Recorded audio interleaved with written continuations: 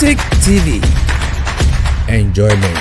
So, one of the most hurtful thing in this world is say ube share obi na ube share niema wo bana na se ube man uhia ewo wo partner mu na ube hu saade ni na ode ahokeka anaso odoshunku bi udi be remu na be so I feel this is my rightful partner, let me get married to him, let me get married to her.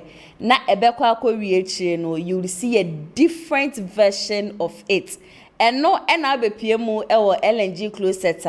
You can say you saw all those red flags, but because you were so much blinded when it comes to love, and nunti and away who sani and money yina. Mammy my Gents Closet as your phone yina kwaba shanko and fambra LNG. Loyal fans of Gents Closet. Monson and I asked one day in Chiakesi and I made a mamma miji disenya mia dum obi biara hu ye mepa chow krano send any day di kanya by chance what chance to Gents Closet am Mr.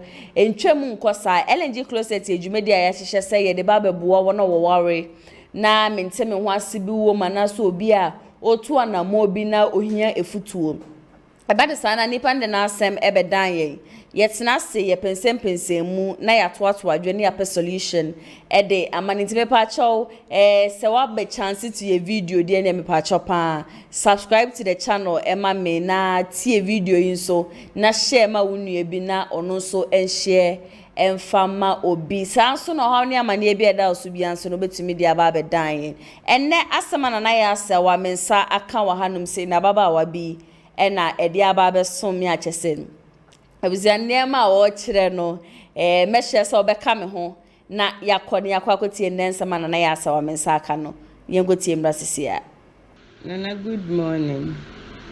Me jidi so hoye.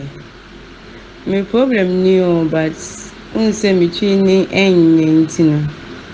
Wase me kana obrofo. Okay.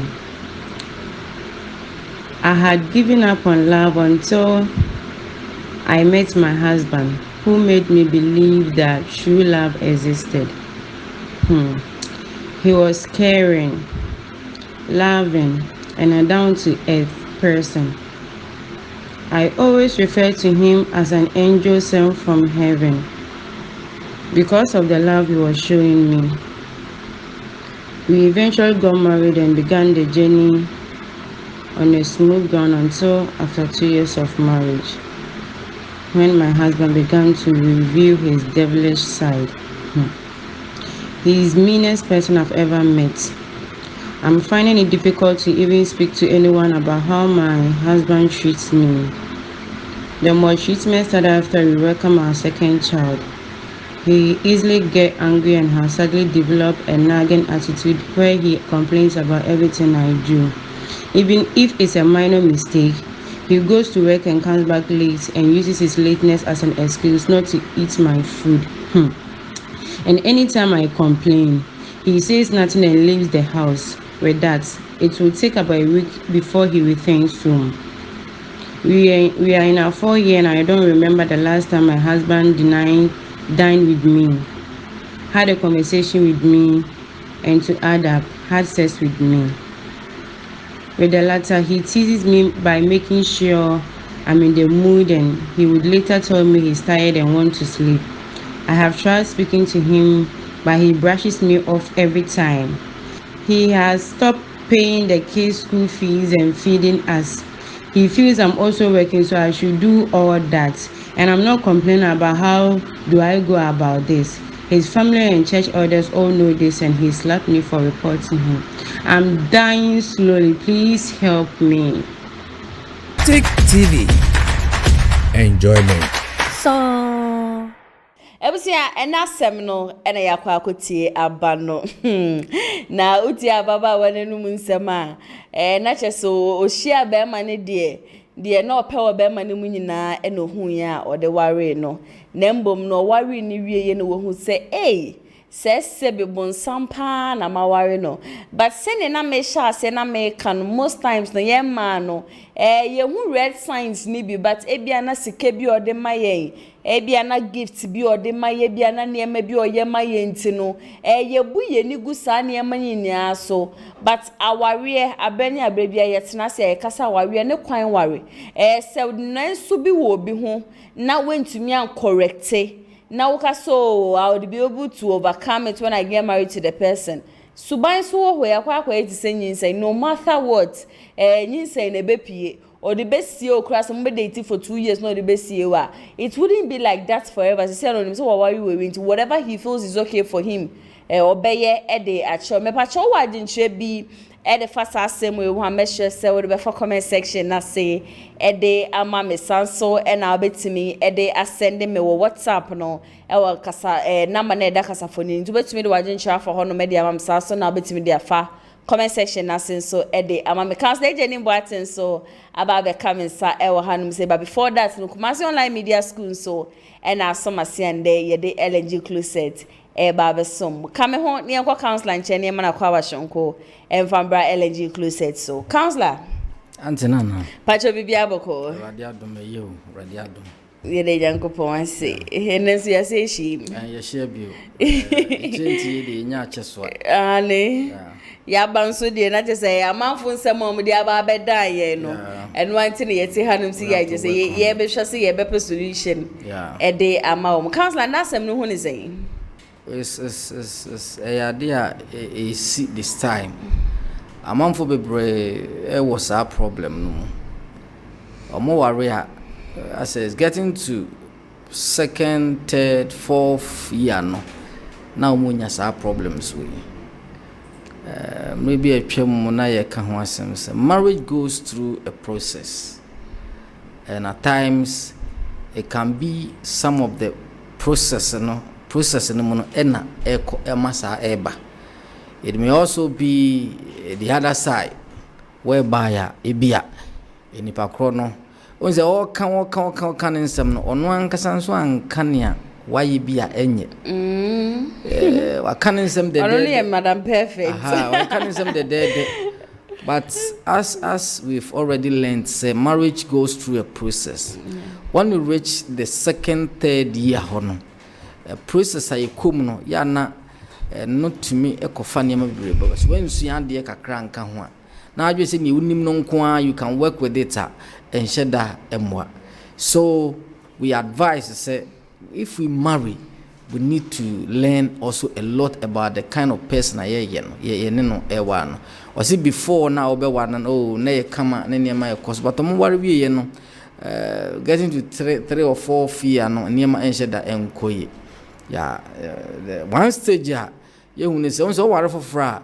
Some people try to yenya metra no na ye worry yenya metra ye wo suni ban bia ye nim ndi yenya betra na fe na suni ban epie yes nti epie sa na first ya second ya na ye dwen se ebia enuru be third ya no me yire na miku no sa problem na mahu na bi obejai but mahwa be 1 year e ko 4 fear ontumi nyai then I also will try to retaliate basa na the other side no so ehunu ni ya wo suban pana na odan di no afi no nso hu ni se nso suban njera nye de enye papa nti basa na eya kofa sa na ehun aba nti the stages that marriage go through a lot of people lack that wisdom and therefore it also affects marriage and its sustenance at this time. Yeah. Counselor, between a man and a woman, why na was say otumi ebo aboso eje na wawe edisi ho? Eyemi enu nyina. Aware ye mema dia, nyama dia. Aware ye mema dia. Mmarima ene nyame bɔ ma yen. Okay. Nyame ne hu se obema e wo problem. Enye se oberima nkotana, onipa nkotana. Ti meye ne se soboafo. According to the law of first mention, mra yeti nyanko nipa din no obema na yidi kan tie ni din. Die hu se nyankopon e de oba e be ka bema ho. Nti ka basically pa de nka ware ye bema dia. Okay. Ye bema dia nti you have been given the opportunity to be what? To be the leader of the family. And wherever there's a program, wherever there is a project, wherever there's an institution, the leader should make sure say institution was a continue. A juma ya iwumi. ye wo ye panyin wo ho no se kira ye beba nyame mfa sa ama na se ne ma nche da nko ya we ask the boss. Okay, a man are the boss of the family, of the marriage. We have to. Yeah, was here to me. Nyame di ade na braye. They was here to me. Gisi was say. Ye be shama wale na akoso. A ma ye inseso boafo. So sesi ye jai awale na ma won. But the name say ma ye mre kakra ni nti no. Na sometimes at times no. Niema ba ko mienu bi. Omo taye trimude. Na enu nti akoye se aware eye maadia ena sabio omonsu duru ba bia omani eden ena omagye aware no se eye omodia ena me ma dwen se ne momfai but basically marriage is for men. Okay, tinko be man e wo so otumi bo abosto gina se e wo se me ma aware no ejina yeah. And then so area sana ye wom no a man can only be kept if he is willing to stay. To me for say be something what of that? Entina Adam ni if from so no buy nyame buy we mi so ba no. Okay. Bisa be ma no. Nti say if you know or you don't know, marriage that you have entered no. Won na say bi okoye oba no ho ade. Una hu oba na akose ne pe e na akoye den. Una hu car no. E na wo say yo fo bo akoto. Na say sa na akoto. Ade ne say wo hwe na wo maintain car ni ye. Okay. Ne say ya na ko bisa yero tifie. No, but when we come around, we see say it seems say a man a power here na we say yes obe ni onyam ne be ma e no kre. But once so no onyam e no den ene ne oyere ne bi. It is say wunimo say wunimo na say ujam or we eto chima da chi nyankopon be bisa. You ask of you say ni denti na oye ma sa ade no kudu sa abre. Bebre dwen say oh a mad ye our ye mad until they should continue with that and do every effort to make their marriage work. But Berman so e wo chefa bebre eye wom because marriage was created for men, not for women.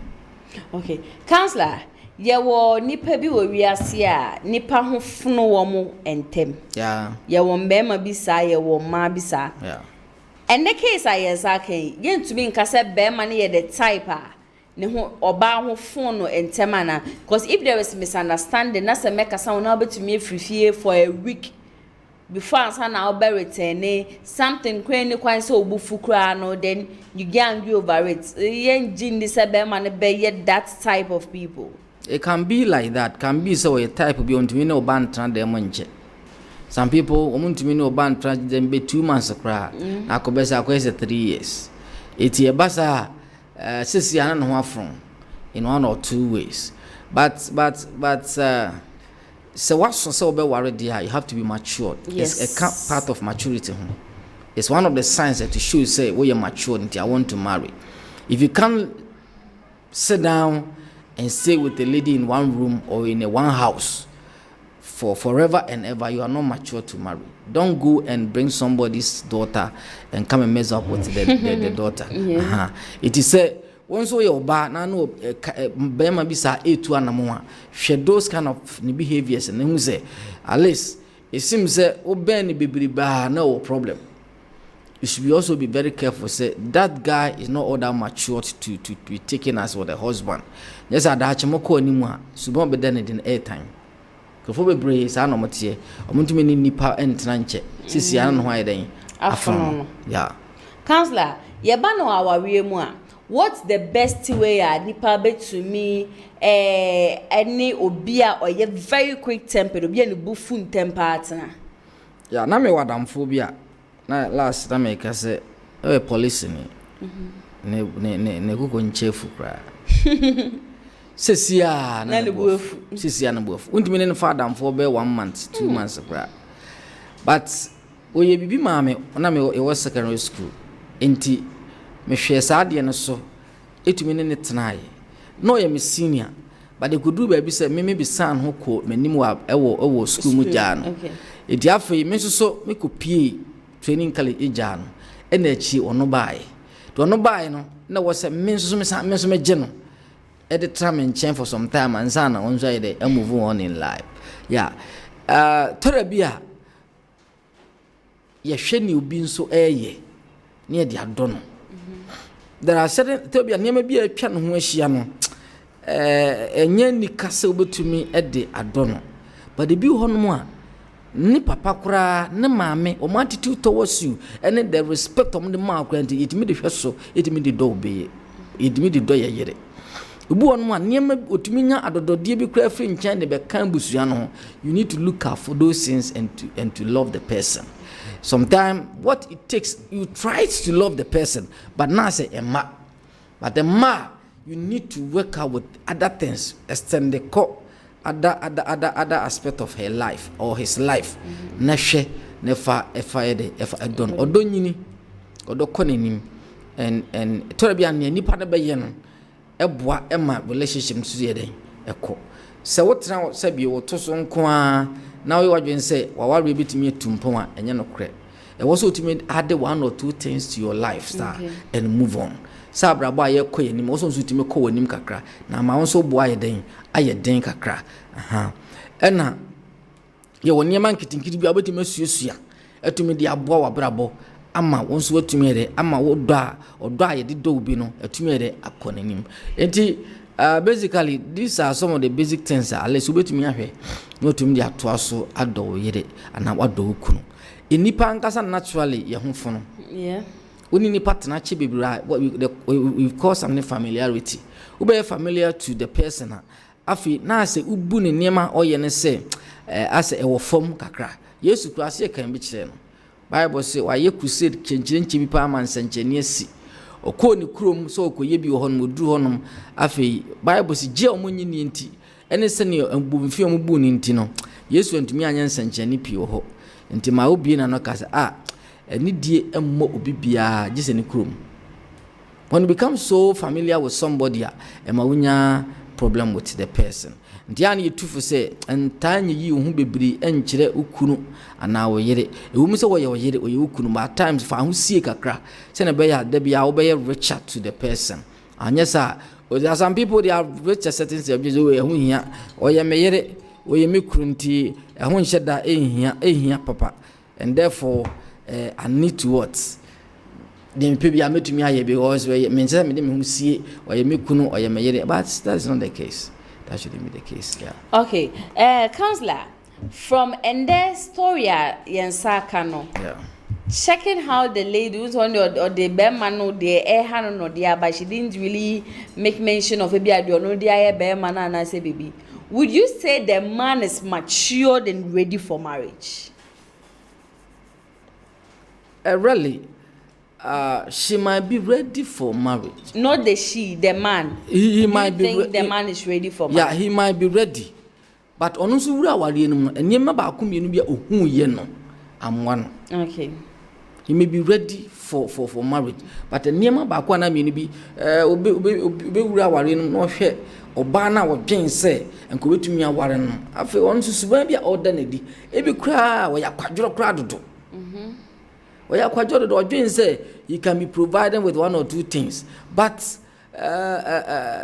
edru brese koye aduane kra o problem ebi kra wo kame be ma no kra wo sex and other things but the mra ono so ye na be say oh show back those things and na wo so ani bere say you want to come back and also soroye anwuza he might also not be ebi kra wo ye fi excuse me to use that ebi kra wo ye fi ti brother no so aka for first time first year second year but we nyai and when I said ne won so be fa no ho adwen and those things can happen and you say we are not yet ready he might be ready to marry but you may also be doing one or two things me many nye ho and therefore me try say me boss say yen solve a problem but we dwen say oh so we champion and he miss me live life man. And it was but do you think doing that is the best among farmer warrior early stage of the marriage 2, 3, 4 years they is still in the first stage now robbing Peter to pay Paul the media year wa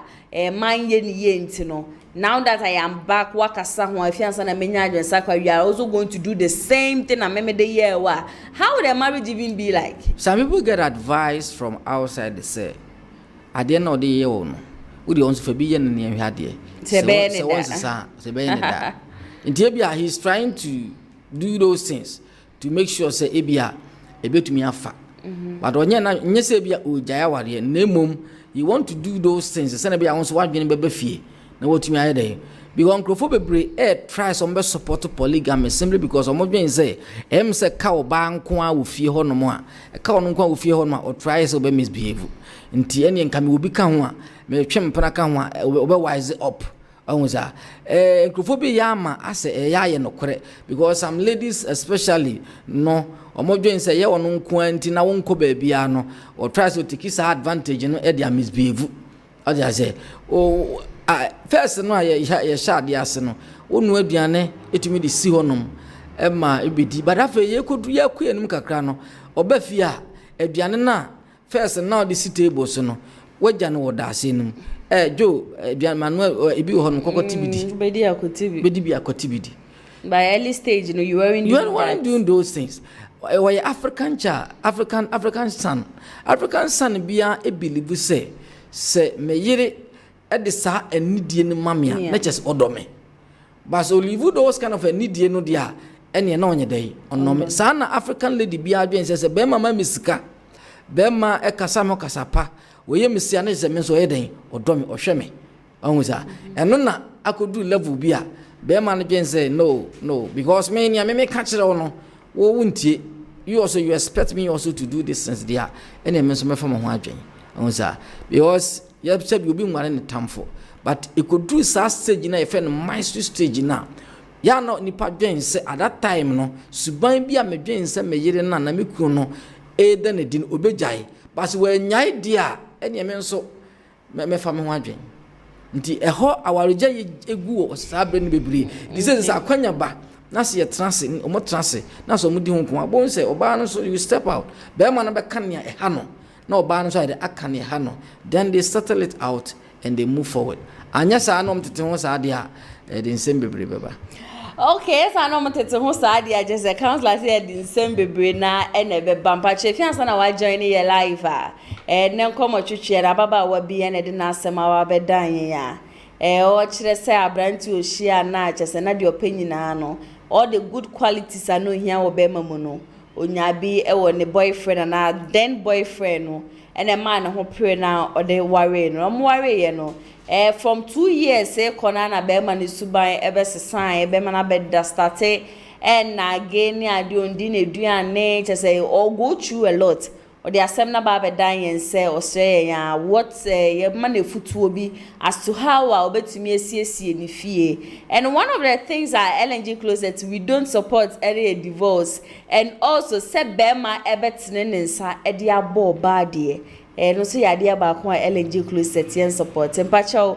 Kumasi Online Media School so na so mase ende ye de LNG Closet somo baby biara mo hwe yen efri empacho Kumasi Online Media School yen central school pon a omaba be pie omaba be bie e wa santemante mu hanum say omoye media courses bebre ebi ye camera handling TV and radio presentation TV and radio production MCR studio technician ne de keka ho sports journalism newscasting drone shots social media ne de keka ho bebre me pacho omo de ne 100% practicals 3 months after 3 months no mama o certificate almost one day no practical straight into the very first day obesha disuanse no ye de wura studio ye de ko field na ya cheche ni emeni su baby biara wo fi babia no me patcho location shouldn't be a barrier for you mo amhwe yen wa abrochi abrebi a mo frɛ o e bia me wo fast bi wo hanum so wo takrade wo Cape Coast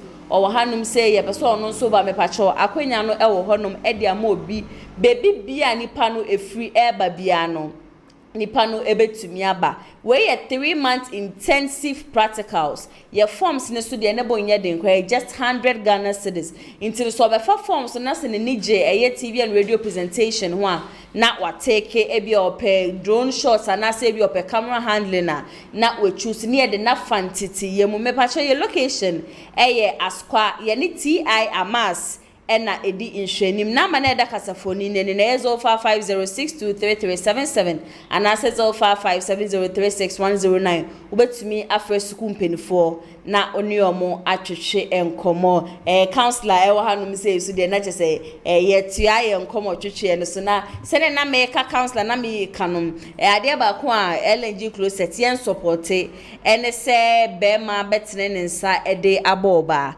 ye show ba na sema niema na etete no niema na eha no na ode akodan asori mpenifo de akodan be ma no ebusua be ma ne find out be ma no etene ne sabo ne se adenti na wo se wo de ma asem ekwa abonte in cases like this then no ba no betumi ayi masa level ne di dra na hadwen wo ye be ma sabio ene na obi asem aba but once wasem be ba daachi yes ni obi aba nipa ba akope na ne nanane abrewa one day one night ubenya asem abepese mpanyimfo ana ebebem ya be kan wasem bi amawo ene na sister no sabio ne ho akire no de na asem akọ se wo ye fen wo ye owarefo don't expect to say if you don't want wasem se be kwa abonten a ene ye woni emaye fa woni emasisi akwan mu ye anya sa enne yakodu ba bia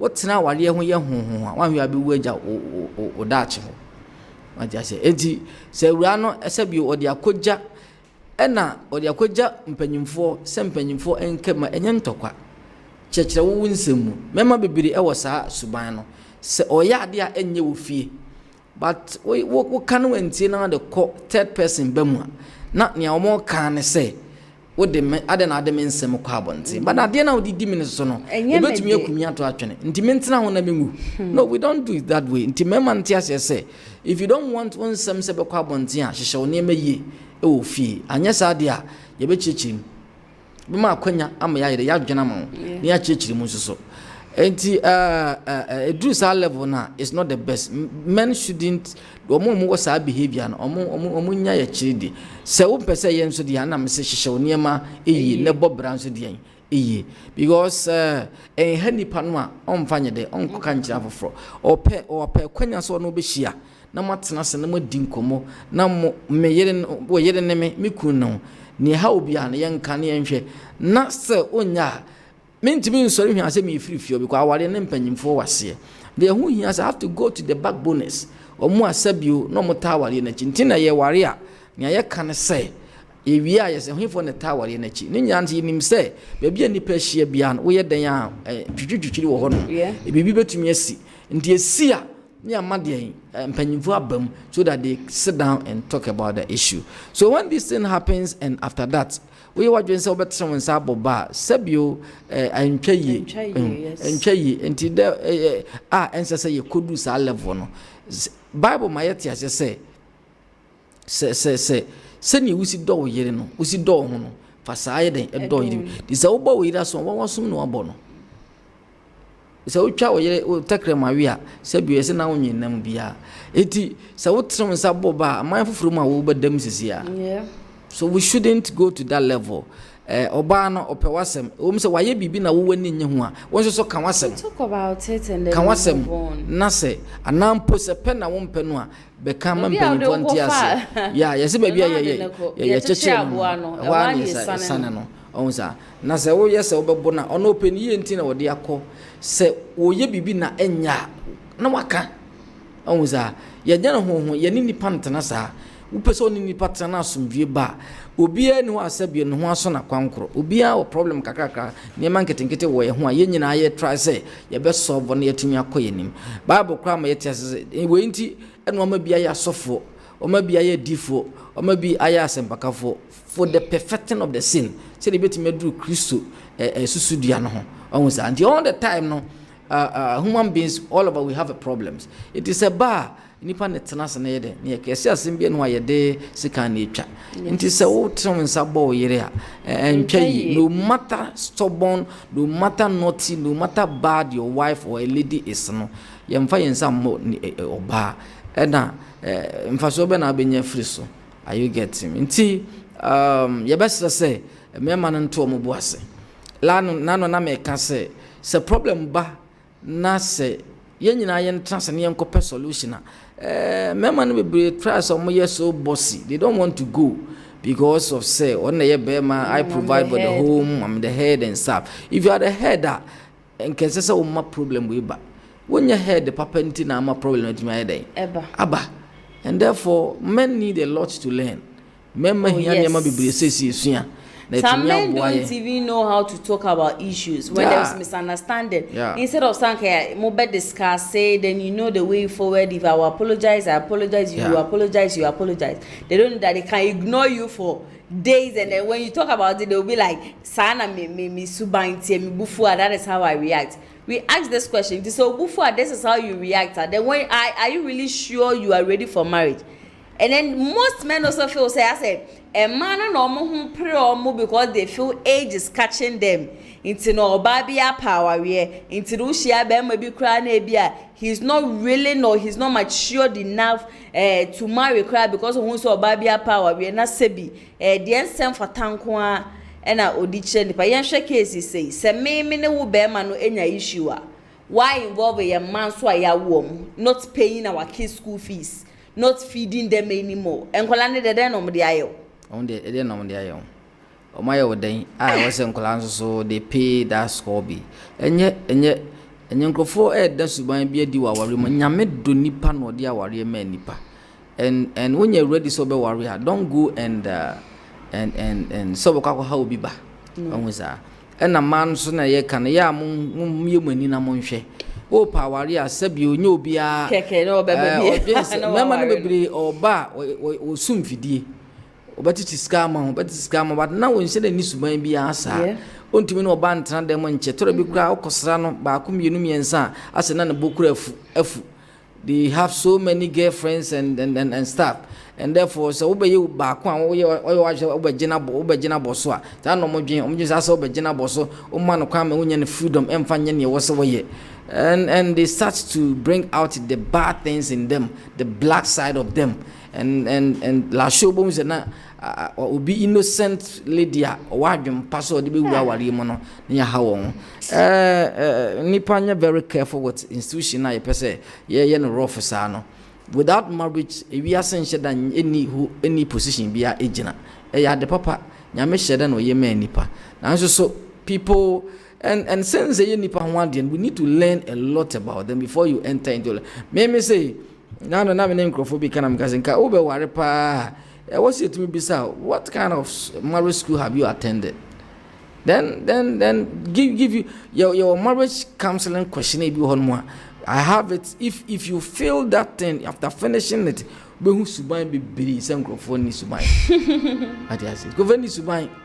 We always say in some basa no make go. It will be pa nipa no kra won so aware e na obe ware.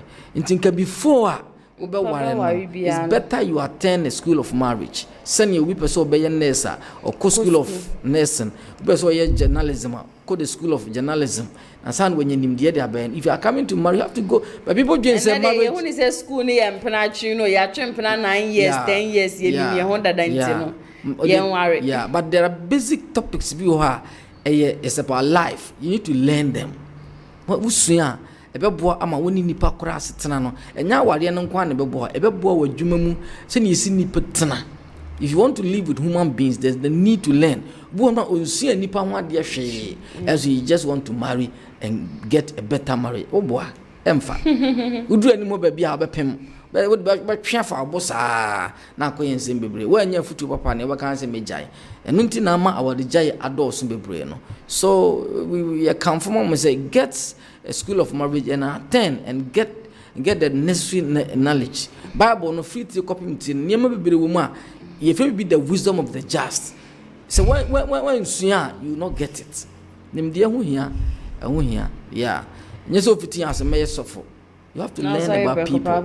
Yes, so 15 years you have to go to school. That's the same thing. Because ba betiti nipa. Woni nipa betena, obi anyo ne netena, anyo ne ko school. Don ne baby no akohia nso opeso ware no. Bo akohia na baasi. Osimeti me na tena kosi de. Enya the possible sa o. Den nipa suban is so complex and therefore people need to be very careful. And yes, sir, we'll be hearing those our giant and say where you see, sir. If we have that, we understand how we live with people, how to communicate. Last time, so be the communication problem. Yeah. One will be sick. We say, so we want to be jamming me too. Say, because yes, that's yeah. So, these are some of the things we need to talk about. Yeah. Okay, counselor, let's talk about sex. Okay. I know sex plays a very big major role in marriages. Yeah. Now, I won't go through a case. Bema no betimi adefe for ba na oba na ram mood to have sex with him. Mo wana bema na dane neja na okọ. Onim se itimi ma nipa yare ho. If you let somebody to a certain point, he can fall sick, he can have a problem, psychology and everything. Into so many kind of things. He has to be very careful. They are now in a very dangerous thing. And now, so Bema, ban a person or any yes, no ban, say me ya my Bema need to mean your problem be brave. The same thing the man so it mean. It marriage, a sex is a divine altar in a relationship, in marriage. Okay. Nyame say a nam covenant na mo no Abraham no. Where there's covenant, there should be a connection. It is a uno yere sexa, a revise a pamwa moko Abraham no. And it helps nyame ahonhomo a tower ye nechi se emeboa mo emoma ware ne nyede ntumi nkoso. So if you try to do that and sex enkoso so he just want to spoil the relationship.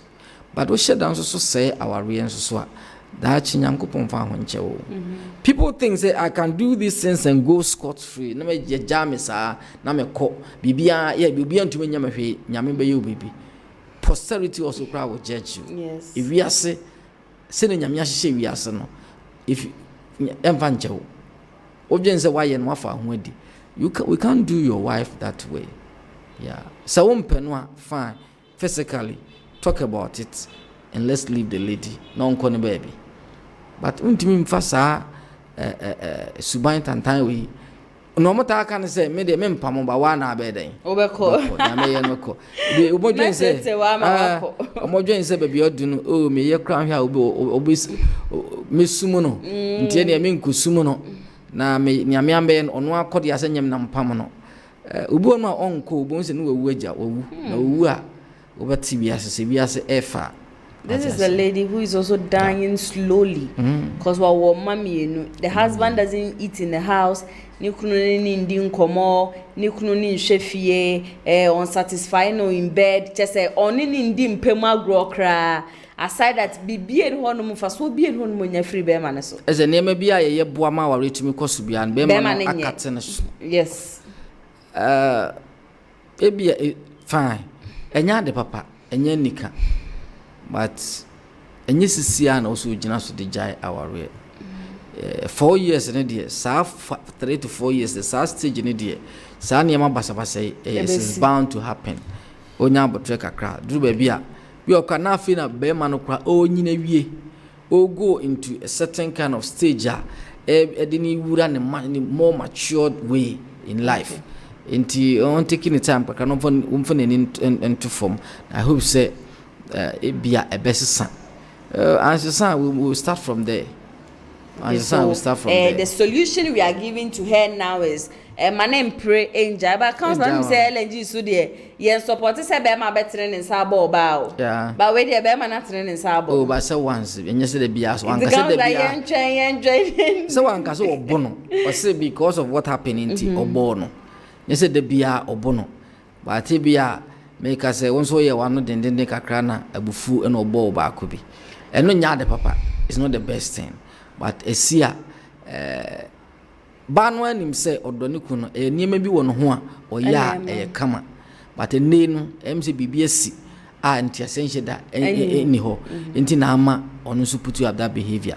You have to be very careful and take it's time on to everybody nso anim na ye mo mpae na on hwe kakra if sana continue na, then we'll revisit the case and see what will move on the next time. Yeah. Okay, ne councilor final words near futo betumi amanaka. Sabio aware enika aware ye.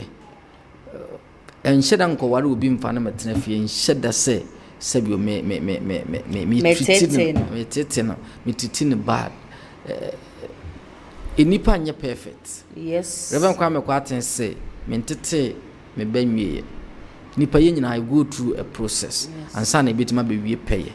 It is only obi hia first year, second year, third year. Na suban a wodwen say en wo ide ne di no ebia nka obi obesesa. Waka onti a nya botre. Enyina so emfa won so enye the same thing entia because if we say ade bia ye be bia ne be hu akonta. Itu eye bre ene ye TV ase. Time na nyame dia ma no make sure every opportunity that you get no ubaye papa wonya credit e wonya meanim so what dey bone na wonya credit na wonya negatives e wo ho no a daachi baby abekọ nso wonsusuan so obibre aka se aware ye mfa nko heaven ba aware ya brabo se ne wo ye adwuma se ne se bi wotu fie saa ne ye bobra ti nia wo beye no eso credit na benya na nyame nso afa so yede e hira wo daachi it is say nia wo yiri bi dia ye wo kunu bi dia ye nti nso be the same thing etia no a say blessed is the one that giveth than the one that taketh nia omamu wo nhira esen nia we den esen oje nti wo ye papa ne kureni bible akase papa oboni obi abebu hu aten nti enkata wani enni wo yiri bad enni wo kunu nso den bad abra wo dwen se nia wo dia ye wunti se wota no and now you watch the Boko Wandia, any jano, because at the end of the year, me say ya brabo, that's it. Yamenam so beding, it be buoy wating. And Shedan Catawani, any way you wicked, and any way you couldn't bad. And yen a bonibia, and fam for Subia and them, a bra where your Obama and now your papa. In Pomon, cranoa, in nipa, medica canoa, if you dare to say, if we are seeing nipa dear. But ye jay, ama Satan, a dear ni.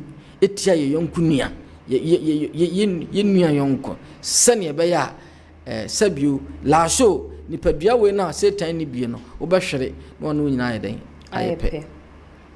So we need to be very careful with how we treat people each and every day. One. Councilor, meda was here fan say nenso meto mensa efreri wa be come ho aya solution e dia ma nyankopon inshallah pa. Obsia monsa mo join Gents Closet and the day monso na se shonko e na mede mama misrew share video we ma wonu e bi no so en share ma obi mo share so no na mo de madwentwe so for comment section na say e de amame na we mi like bottom no send ye ne yatsna sia pense mo pe solution e dia ma obi sanso na won so how ni amane biara da so a chesa kire wadwun so a wo hu de wo ye wo ho no sanso na won so de bedan ye betina seni a pense mu a pe solution e de ama e den e na wo twen na mane ye 05570361109 ubetumi ede wo haw no wamane a eche su nyina ede afa ho sempo no mpese bi obi be hu se bia wo na wo de wasem ebedan ya na se bia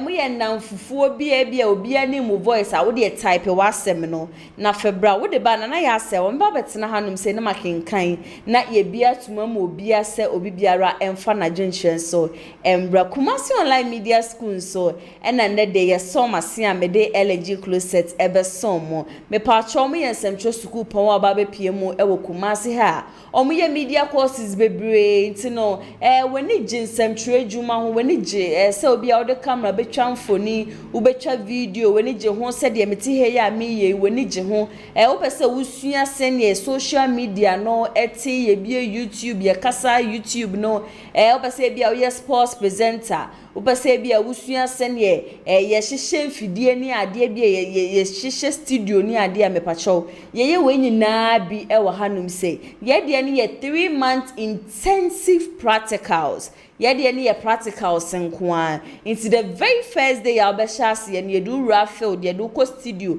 ne yɛ kyerɛkyerɛ ne mani so for 3 months after 3 months na yɛ do certificate ahyɛ wo nsa umpɛ na upɛ ye forms ne nso de ne bo nya de nkra just 100 Ghana cedis baby biara nso a wo fi ba bia no mepa akyɛw ye bia ya poma to hɔ de amamo ubetumi aba open your location nso a ye waskwa ye ni TI amas ene di hwenim na wo wie school ne kra de baby obeye wa attachment and as internship na mepa akyɛw tumuda Kumasi online media school penifo omo ankasa ede niema begu akwam na baby a opese okoye wa attachment and as internship no omo so wonsa ede wakɔ hɔnom na kyese hɔ nso no wakɔ akonya entity ye pa ede efiri hɔ umpɛ na apɛden tuturumika na friend penifo e was 0550623377 and that's 0557036109. Ahaso and then reba my na LNG Closet and na ya se wa many counselor Ejeni Boateng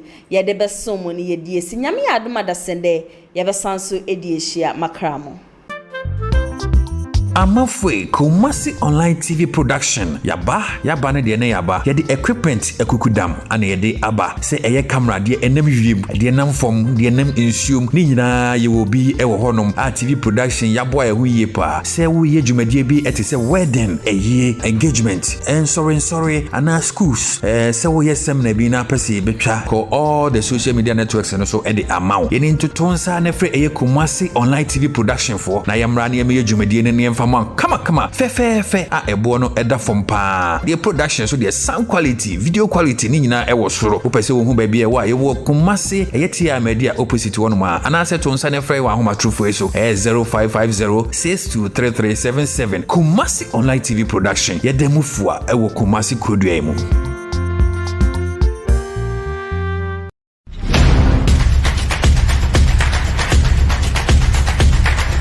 Tick TV. Enjoyment. So